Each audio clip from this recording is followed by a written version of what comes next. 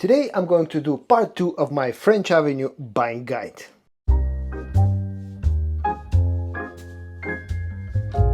Now, I did part 1 of this very same video a few months ago, and back then the idea was that I'm going to do part 1 and then in a few weeks I'm going to do part 2. But unfortunately, my plans changed quite a bit because I was waiting on some fragrances. I wanted to acquire some fragrances that I wanted to include in part 2 of the video, but actually took me quite a lot longer to get them than I initially expected. So that's why, it took me a few months to do the follow-up video, but here we are doing part 2. Now, there are quite a few fragrances to cover, I think a total of 20 of them, so I'll try to be quick with all of them so that the video doesn't end up being super long. I'm going to start with two fragrances from that actually turned out to be very impressive for me personally. They are from a mini line called Moonstone. The one is called Moonstone Noir, the other one is called Moonstone Blue. Now, Moonstone Blue is a fresh, barbershoppy, slightly mature scent that has a bit of a green touch, that has some sweetness, that has a bit of an ozonic vibe, maybe a hint of aquaticness as well. It's a very interesting, complex, freshy that definitely feels a bit old school and has some mature vibes going on, and I really like this one. I like this one more than I actually expected initially that I'm going to like it. This one is a clone of Penhaligon's Sartorial. The other one, Moonstone Noir, I'm not exactly sure if this is cloning something, but this is basically a vanilla based fragrance with a heavy dose of suede leather and heavy dose of smoke as well, smokiness, incense vibe, call it whatever you want. Some spices in there as well, but basically it's down to the three main notes of vanilla, the smoky note and the leather note, and it's absolutely fantastic fragrance. As I said, I'm not sure if this is actually cloning something or not, but this brings me a bit of like YSL Baby Cat vibes, but or Rosendo Mathieu No. 5, but like a more masculine take on that scent profile, because this is feeling less sweet, it feels more leathery, feels more manly in a way, and I absolutely love this one. Both of them have really nice quality. Moonstone Noir is pretty beastly on my skin when it comes to performance. It's a little bit softer when it comes to projection, but the total longevity is really nice. And the blue one, Moonstone Blue, it also performs very respectably considering that this is a pretty fresh scent. The next one that I've included in today's video is one of the very new releases from French Avenue. It's called Zenith Blue. I talked about this one I think a week ago or something like that. This was an unexpected release from the brand of French Avenue because Zenith Blue smells a lot like Dior Sauvage, the OG Dior Sauvage, and I wasn't prepared for getting a new clone, a new Middle Eastern clone of Dior Sauvage in 2025, but this smells a lot like Dior Sauvage. The opening is a little bit different. This feels a little bit more citrusy to my nose compared to the original fragrance. The dry down is where this gets very close. I don't think I need to go into too much details about the scent profile of Dior Sauvage. Probably there isn't a person on earth that has not smelled Dior Sauvage. Very masculine, very versatile, just like the original fragrance, with nice quality and very good performance. And it's a sort of a signature scent type of fragrance, as long as you can tolerate wearing something as popular as Dior Sauvage. The next two look a lot like each other bottle-wise, and they carry pretty similar names. They're called Ighwa and Ighwa by Night. Now, both of them have been around for a while, but for some reason the original Ighwa got a lot more attention than Ighwa by Night, and in my opinion both deserve equal credits because both of them smell very nice. The original Ighwa is a clone of YSL Tuxedo, and as of right now this is one of the very best clones of Tuxedo that you can get. Doesn't matter if we're talking Middle Eastern clones or like European clone brands. I think Ighwa carries a very high quality and smells very similar to the original fragrance. So getting that scent profile that relies on a lot of vanilla, on a lot of patchouli, some spices, a bit of rose. It smells very gentlemanly, it smells very old school, a little bit barbershoppy, has really nice quality and good performance. The only problem with this one is that it's quite expensive. Ighwa by Night, on the other hand, is a tobacco-based fragrance that smells a lot like, let's say, something like Carolina Herrera's Mystery Tobacco, although it doesn't feel like an exact clone of Mystery Tobacco. Maybe remind you a little bit of Parfum de Marly's Herod as well. So it's a sweet tobacco based fragrance with some oud, some spices. Again, very nice smelling fragrance with very nice quality and good performance. In fact, this, in my experience, outperforms the original Ighwa, but it's just a little bit sweeter and darker, so that's to be expected. And again, the only problem with this one is it's a little bit more expensive, but the quality and the performance are top notch with both of them. The next one that I'm about to show you is part of the Royal Blend line. This one is called Royal Blend Bourbon. Now there's another one in this line which to be honest I'm not a huge fan, so that's why I've not included it in today's video. I find this one to be the more interesting fragrance. There's a new one coming in that line which is supposedly a clone of Kilian's Angel Share Paradis. I still don't own that one, so I cannot include it or talk about that one in this video. But Royal Blend Bourbon is one of those I would say more or less original creations from French Avenue. This doesn't smell like a clone of anything, at least from anything that I've tried. This is a fragrance that relies on a boozy note, just like the other fragrances in this very same line.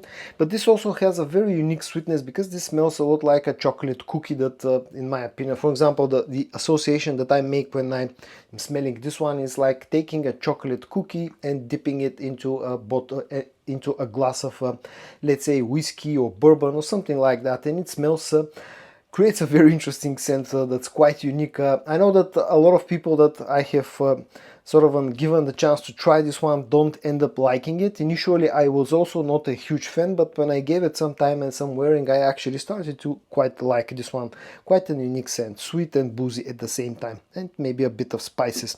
The other one, the next one that I'm going to quickly talk about is called Opus Magnum. This one is a clone of Amouage Royal Tobacco, and this one surprised me by the quality and how close it smells to the original fragrance. I wasn't prepared for that because I just couldn't think of actually getting a cheap Middle Eastern clone that will get close to the scent of the original fragrance, which is very dark, very spicy, very sophisticated and hard to wear and unique smelling at the same time.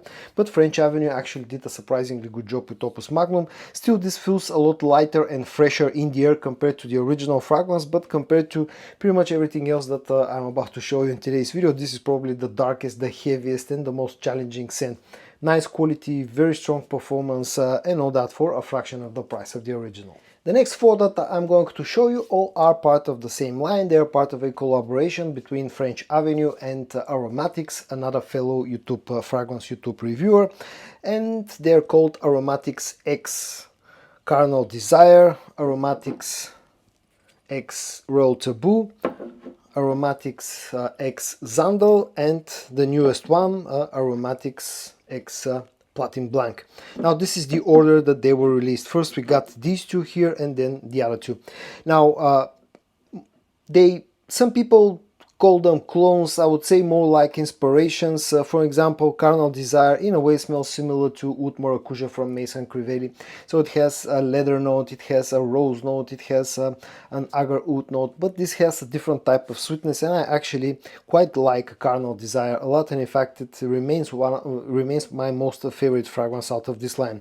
Royal Taboo in a way smells similar to something like a Creed Centauros, although I feel this one being like a more spicier version of Creed Centauros, but it's a fragrance that relies on some sweetness, some quite a bit of spiciness, a bit of freshness, and a strong tobacco note. So if you like the note of tobacco, or if you're looking for an alternative of Creed Centauros, this I think is a good option. Still though, this is probably my least favorite one out of the bunch. The next one in line was called x-xandal, and this one is a fragrance that relies mainly on the notes of vanilla. I think 5 different types of vanilla note. There's a bit of a chocolate vibe with this one and some boozy note. It's an interesting fragrance that I actually like quite a lot. It's more on the gourmand side, and all those 3 that I've showed you so far are definitely not cold weather fragrances. All 3 offer really nice performance as well. Probably from my experience the strongest one is still Carnal Desire. This lasts for the longest time. Maybe doesn't project so hard, but you know, all 3 have really good performance. And then we got the newest one, Platin Blanc. This is a freshie, the first freshie in this line. This smells in a way similar to something like Torino 21 from Zerzhov, but it's not a direct clone. This feels a little bit more laid back, slightly sweeter, and in fact I've had this one for about 10 days now in my collection, slightly over 10 days, close to 2 weeks, and it starts to develop an interesting, like a hint of soapy vibe, but it's a nice freshie, a really nice freshie that offers nice quality and actually surprisingly good performance. The more I wear this one, the better it performs, and all around this is a good performing fresh scent. The next two again share similar names, they're part of the same mini line and they're called Veneno and Veneno Bianco. Both of them are clones of Kilian fragrances. The white one is a clone of Sun-Kissed from Kilian, and this is a feminine scent, probably one of the very few feminine scents that I'm including in today's video. But this smells pretty nice, I kind of like this one. It's heavy on the white florals, there's a coconut note in here, there's a bit of a lactonic vibe.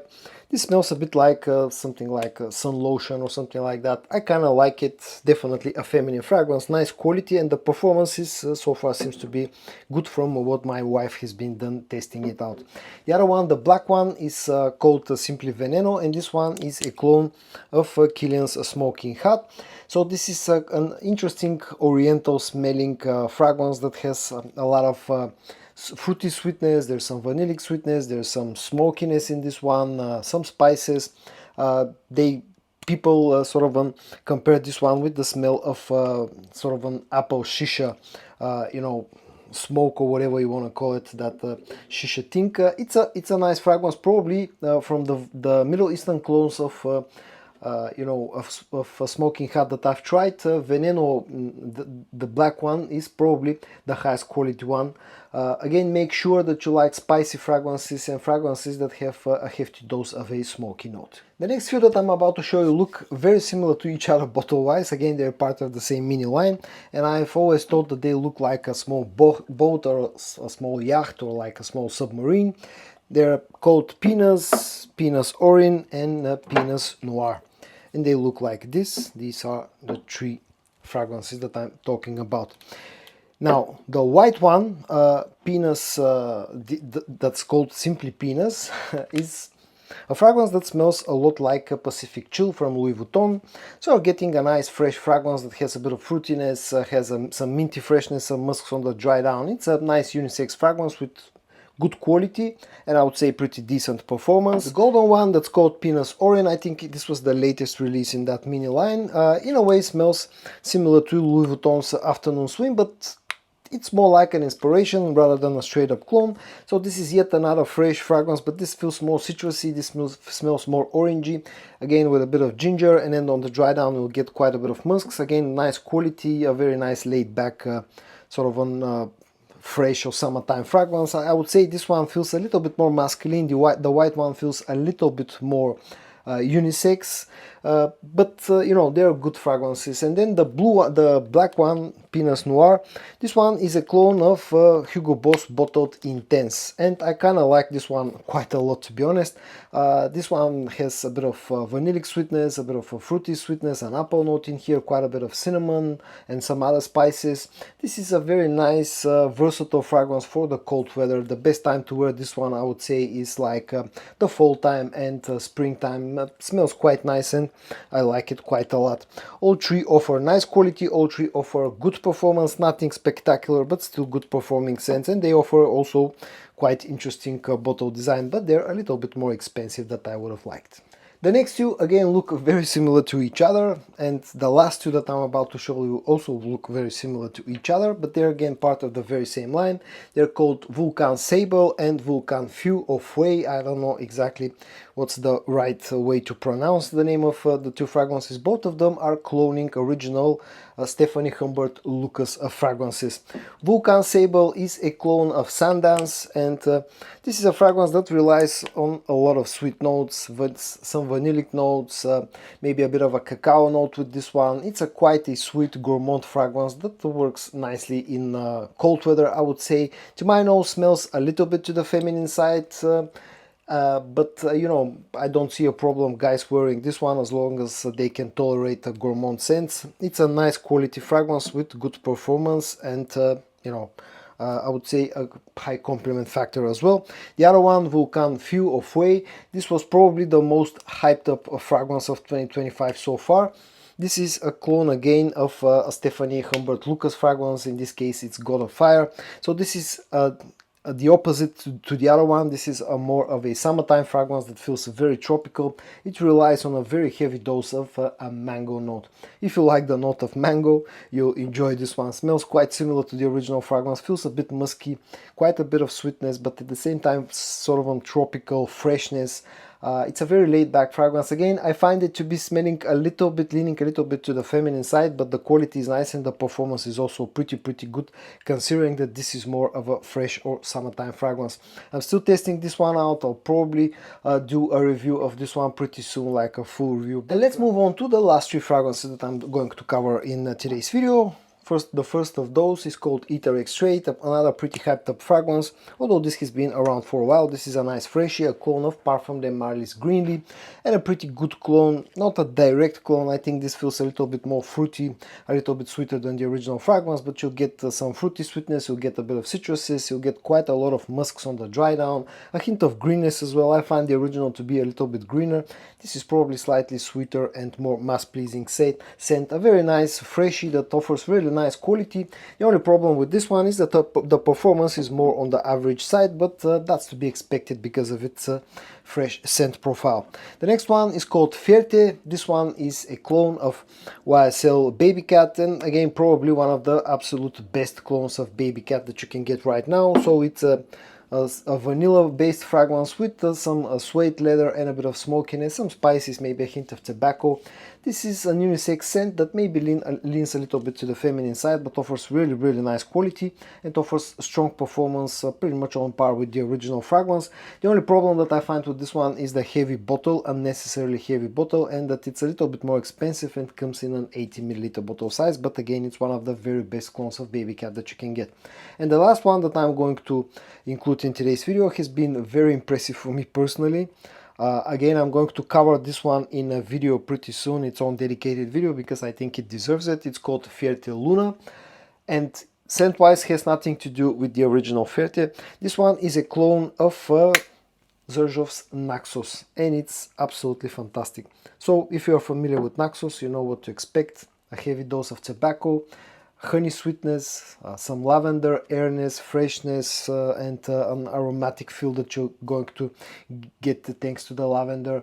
And this is a great fragrance. I love Naxos, and I think Fragrance World and French Avenue have done an absolutely fantastic job with Fierte. I'm going to probably do its full dedicated review video probably tomorrow on this one. Again, I absolutely think it deserves it, and I think this was one of the very best releases of 2025 so far, and maybe in general when it comes to Middle Eastern fragrances.